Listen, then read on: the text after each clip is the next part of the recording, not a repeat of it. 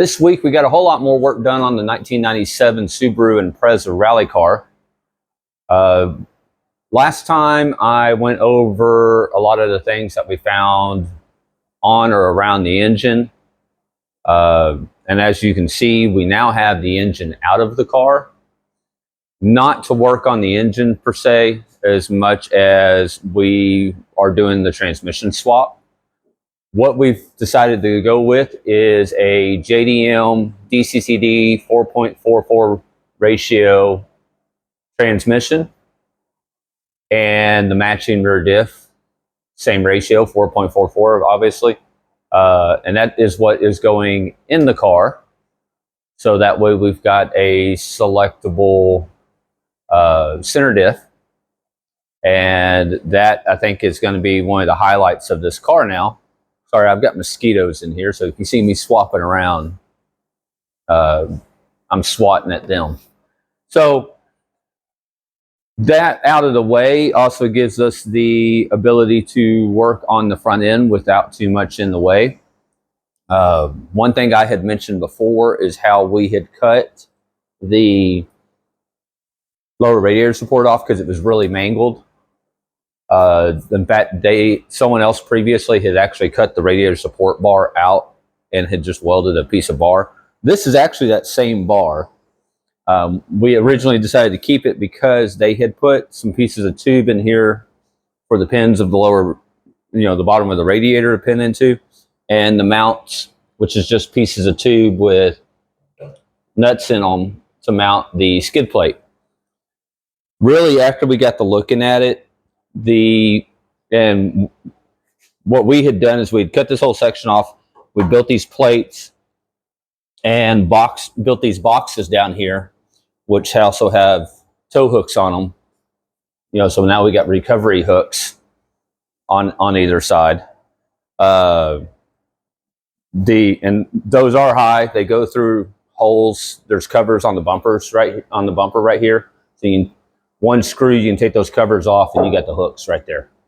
So so we built these boxes, and the bar now bolts in with 4 bolts. We haven't quite finished that. You can see it's just clamped on at the moment. But we kept the same bar thinking that would be simple because they already had mounting points for stuff. What we didn't realize is now, because the bar is straight, the radiator sits crooked because the tabs that are on here are not straight. Even though we got them square with the bar, as of how we cut it, it sits a little crooked. So now we're going to fix that. And the tabs that they had for mounting the skid plate, same thing. They're not even necessarily square. So we squared with the radiator mounts, but those aren't square and they're not even. So we're going to cut those off and redo them. And they're not welded all the way around on the pipe either. So in fact, this backside on this passenger one has got a 3/4 inch gap. So I'm going to cut those off and weld up new ones. So that way the skid plate's mounted securely and center and level. Same thing with the radiator. It's going to be level instead of sitting a little cockeyed. The other thing we worked on is this strut tower bar.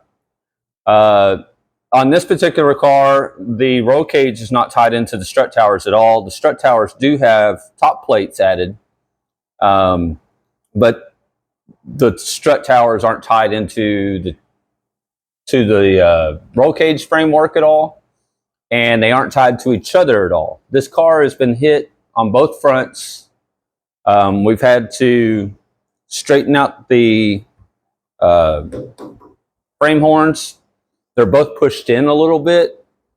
So we kind of straightened that out. We got a lot of this sheet metal here straightened up to where the fenders would go on it. And then we added these reinforcement plates that we've designed to go here and here. We still got ones on the bottom to go in right here. That way this is all kind of boxed in right here for strength. But as you can tell, you still got all your crumple wrinkles exposed. And of course, all this can still crush all the way up to here. before it gets into this. So this is much stronger, but then now we've added this strut tower bar, and we actually built these plates here on as risers to get it specifically as high and as far back as possible so it stays out of the engine bay. And it gives you plenty of clearance for your brake reservoir caps and everything by moving it up and back. And so that's, you know, the same material we build the roll cages out of. Some some 1/8 inch plate, some gussets. We've got it squared off so it's, you know, a back plate, and then the large plate, which, as you can tell, goes down quite a bit. So it's got plenty of strength to it to push on the strut tower itself. Plus, if either corner is hit, it will keep it from crushing in. It's got to basically move both sides of the car in order to go sideways or diagonally. The other advancement that could be made that we're not going to do, these are optional bars that I like having. I have them in my Focus. We've put them in other cars, Subarus and stuff, is bars to tie the roll cage in from here to here and then down to the bottom box. And we're not going to do that on this car, but that is something that it's not a bad idea, because then you tie in the strut tower to the A-frame bar here. So if that does get hit, it then also has to go through this. So it pretty much adds another, you know, almost basically 2 feet of protection before your feet or your passenger's feet, your co-driver's feet, or anything are really going to start seeing anything. And most definitely before it starts putting the dash or the steering column or anything toward you. So that's not a bad idea to have something like that.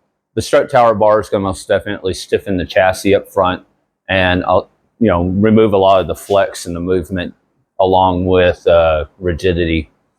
The car will feel a lot better, it'll drive better, and it'll be a bit safer there. So we did add some plates on the bottom here where you have that frame rail. It's gotten jacked up on a lot and got crushed. It was also rusted out, and we didn't realize how badly it was rusted until we started working with it and realized it was crumbling really bad. The driver's side a whole lot worse than the passenger side. I had cut some plates to go there, kind of shaped the same way, and then when we got in there, we realized that the metal right behind it that actually goes right underneath this box for the roll cage, because they had welded all that in, but it never really got sealed up and painted or anything like that, had completely rotted out. And so once we started messing with that, all the floor where that box is had just gone away. You could literally lay underneath the car, look up, and see the plate and box that the roll cage was sitting in, which means if this ever went through, it would just go through the floor. So what we've done is put another plate on the bottom side, welded all that up, added it to the frame rail plate that I had made, and all of that will also attach to the 3x3 angle skid plate or slide bar, whatever you want to call it, the rocker bar that we're going to put on. So that way we're tying this all back together. So and adding something to that really holds that together. We're going to do the same thing on the other side, even though it's not as badly rotted, but duplicate the same process over there. We did cut out the seat brackets, the rails. The driver's side was bent. The driver's side rear one was bent. The driver's side front one of the 4 bars was the only one that was actually any good. The passenger front had been cut into, and the passenger rear co-driver rear one had actually had, it's 1-inch square tubing, had 3 of the 4 walls completely cut out, I guess to get the seat to sit an inch lower.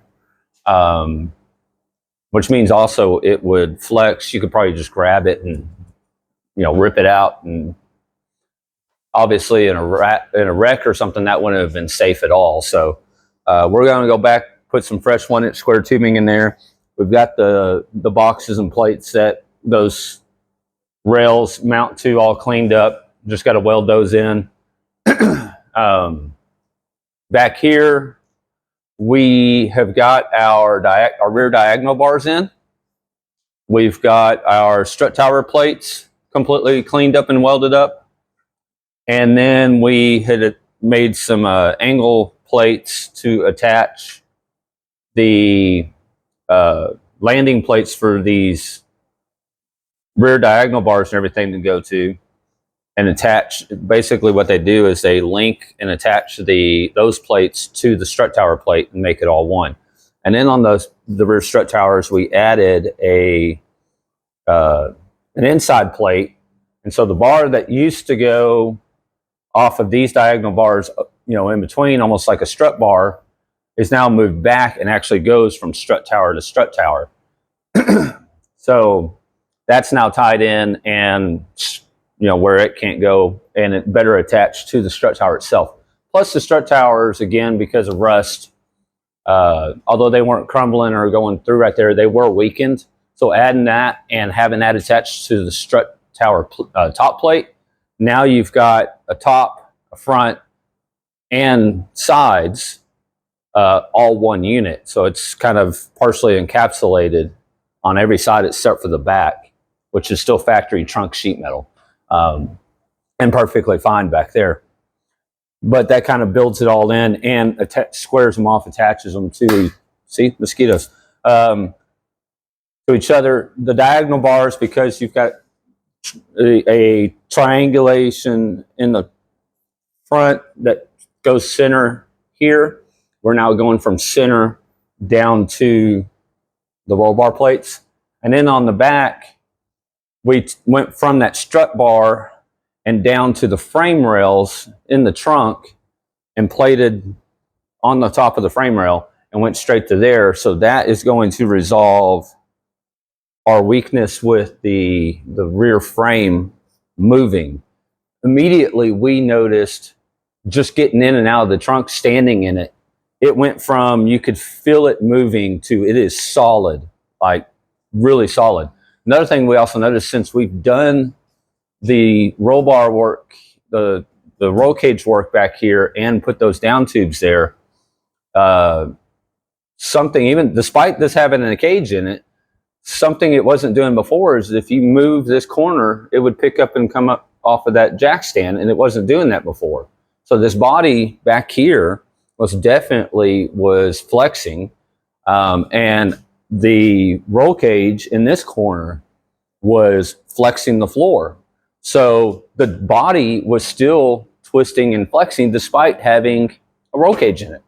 So that resolved a lot of that problems. The car is much safer, and much more rigid. So that's what we've been working on mostly this week, is a whole lot of chassis work, frame work. Speaking of that, the body work. So we did work on the rear quarters of the car. In fact, let me move the camera back there so you guys can see it. Okay, so what we did back here is we had cut out these rear trunk sides, the quarter panels, or whatever you want to call them back here, because they were pretty rotted out.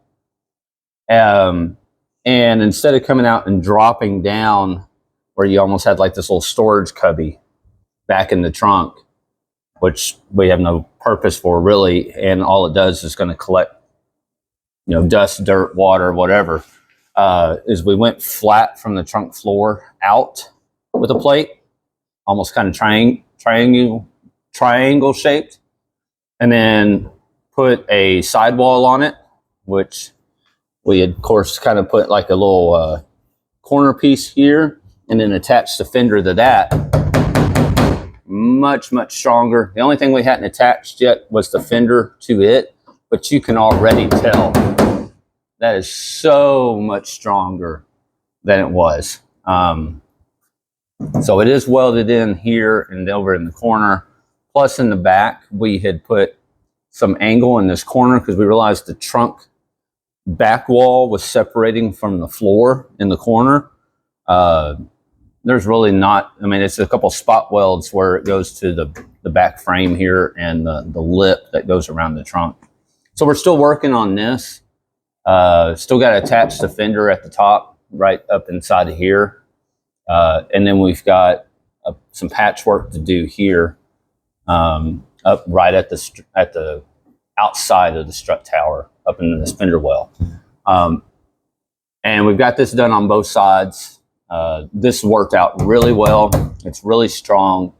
Once this is done, we'll seal it up and paint it and everything. And that way, this will hold up for a really long time. So on the back of the car, I told you where we had this rear bumper mount and it had no strength to it. And it would literally flex up and down. We welded plates on the inside that are now attached to the inner workings of the unibody, this frame bit here that goes from side to side from the tail lights and the trunk side to the other trunk side. So that's now solid attached to this, and it's not moving anywhere. And then took 2 pieces of tube and went down to the center plate here, which that's solid. And now this is solid. So now it can't flex side to side, up and down, in or out, anything.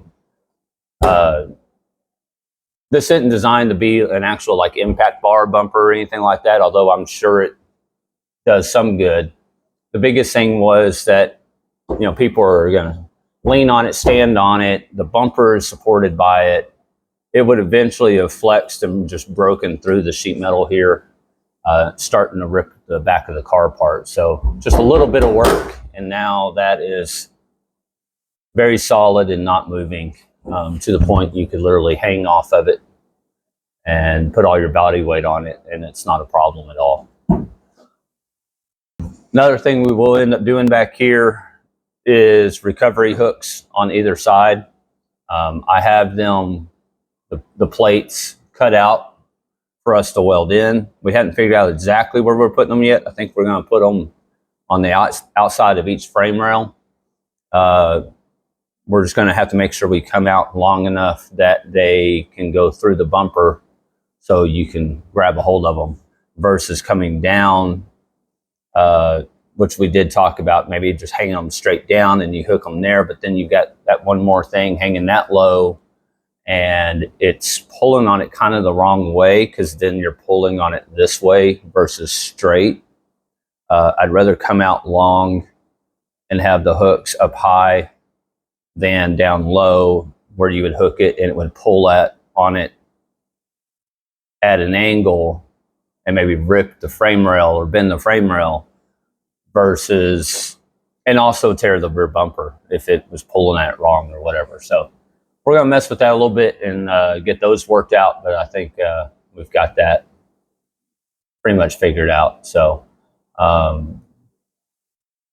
for the most part, we've got all this kind of worked out, figured out, and majority of the work done. And we got a few things to do on the trunk area to finish up the rear quarter panels, and where the luggage shelf speaker deck is. We're going to put a couple of supports, because we had cut some of that out to be able to do the strut towers and the roll cage. We're going to support that, just so, even though it's actually still pretty solid, but we're going to add a couple of little diagonal pieces, angle iron or something, to support that, to keep it rigid and solid, and so it doesn't bounce around or whatever. Although that luggage rack really serves no, or luggage deck really serves no purpose, but and I've seen some people where they just cut it out completely. we're not going to do that. I think that's pointless. Is there a reason to have it? No, but there's also not a reason to cut it out. So anyway, so what I have here is my mess of wire harness. This wire harness has been a complete freaking mess. It's been a complete headache. I've essentially got, I think, 3 or 4 harnesses sitting here that I have stripped down. Most of the harness was original to the 97 Impreza. The engine harness was not. And so a lot of things are different about it, even though it plugs into the Impreza harness. The WRX harness has sensor plugs that aren't being used. There are control valve, EGR valves and stuff like that that aren't being used. I found a ton of loose connections, bad connections, solder jobs, no solder, whatever, bad wiring. So I pretty much have stripped each harness down and gone through it and eliminated the unnecessary stuff and left just the necessary crap. But because this harness had been pulled apart and put back together and tossed back in the car and just zip tied up, and I didn't, right off the bat, just since the car wasn't original, I couldn't unplug it and go, oh, that's what that goes to. I don't need that. I would have a plug that went to nothing, but I didn't want to just cut it off and screw wiring up. So I had to sit there and strip, figure out what the plug they used to go to, what do all the wires go to, is there anything I need to keep from it or utilize from it. I probably have about half a day of work still to go into this and have this done. I have at least, I was going to say at least a day in just the wire harness work, but that's not true. I probably got 2 days into it. Total time. I've been working on it all week, but I probably got 2 days worth of labor easily into just messing with the wire harnesses. But it's going to be nice because now the electrical layout in the car will be easy to work on. Everything will be accessible, serviceable. You'll be able to diagnose any issues or problems you might be having much more easily. You can get to things much more easily. And I'm going to be confident that the harness itself is good, terminals are good and correct, they're waterproof for where they need to be, and better routed through the car too. So another thing is moving the harness where it's not just wadded up underneath the hood, the dash, or the hood, or in the engine bay, or loose pieces of it dangling and just whatever. Secured so it's not getting chafed and rubbed and damaged, and getting on both sides, getting the harness out of the fender well and actually moving it to the inside of the frame rail area inside the fenders where it's better protected. So if you do hit a tree branch or put it in the ditch or have a tire blowout or whatever, it doesn't take your wire harness out. So better safe and secure that way. And again, secured and more serviceable, easy to get to, all that. So this is total time, including putting it back to the car. There's a couple of days still left here, but it's going to be so much better. So, and we'll probably lose pounds of wiring too. So anyway, there it is. All right, I think that's where we're going to end that video. I know we've got a whole lot more obviously going on with this car, but that's where we're at now. We're going to finish doing the welding and fabrication work on the back end of the car, and we've got just a little bit left to do on this radiator support bar, and we'll be done with the front, and then we can start putting everything back in the car. We'll start with things like hoses and brake lines. That's one thing I didn't even mention. is the brake lines, the way they're run. Someone had ran all new brake lines. The old original ones were actually rusted all the way through. We found bits and pieces of them still underneath the car. But the lines aren't ran very well. They're not bent well. They look like they were just kind of mangled or bent by hand. They're not secured to the body at all, so they're flexing, moving. That could cause a break and then a brake failure, which of course could be a wreck waiting to happen. This one, for example, is run here and within half an inch of the steering knuckle and not secured to anything. It's just kind of floating out here in the open. The only thing that was holding it was the master cylinder itself. And that one goes in the car to the handbrake and then to the rear. And not at any point other than, I think, one in the trunk, is there anything securing it to the body. So we're going to end up running all new brake lines on the car. The car ended up getting, or is getting, a whole lot more work than anticipated. It pretty much, once we opened Pandora's box, we realized this car needed a lot. I thought I was getting kind of a running, driving car. Needed a few things. I always need, they always need more than you expect. This car needed to be completely gone through. I don't think there is going to be a whole lot that we're not touching. We're going to go back with the same coilovers, same actual brakes, master cylinder, slave cylinder, on the clutch, wheel hub, suspension, stuff like that, because I don't have any issues with any of that, or the steering rack itself.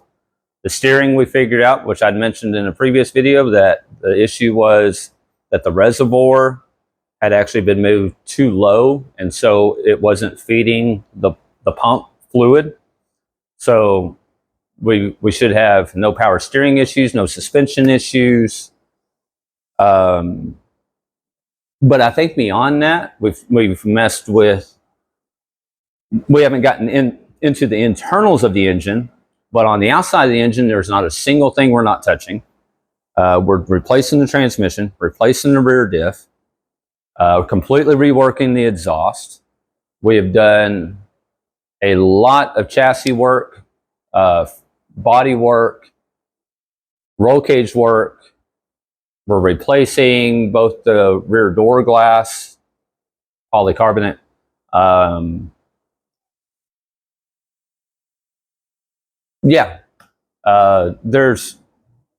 of course we're going to have to deal with, the appearance of the car and some paint work and whatnot as well. So that there's not really much we're not laying hands on. The harness, the electrical, the battery being secured, there's a long list. So, but the idea is that once it's done, and it's done well. It's going to be reliable. It's going to be safe. So we can have many years of really good, reliable competition out of this car. And so we'll just keep at it. I'll give you another update as of where we get this week on it, in hopes that we actually have a lot of these components going back into the car by the end of the week. So that's where we're at on our 97 Subaru Impreza rally car project. As you can tell, there's pretty much nothing we haven't touched or gone through. So we'll continue to work on it and progress through the week. We're going to try to get what we're in the middle of wrapped up so we can start actually putting stuff back into the car. And hopefully by next week, we actually see it coming back together. And I'll do another video at the end of the week next week and let you guys, let you guys know exactly where we're at and what we still have, what we've been able to accomplish and what we still have left to do. Thanks for hanging out with me and kind of following the progress of this build. I'm really looking forward to getting it back together and getting it back in the dirt. This is going to be a really fun car, and it's kind of nice to be able to kind of give it a second life in a sense, because it deserves it, and it needed the love. So anyway, we'll see you in a week.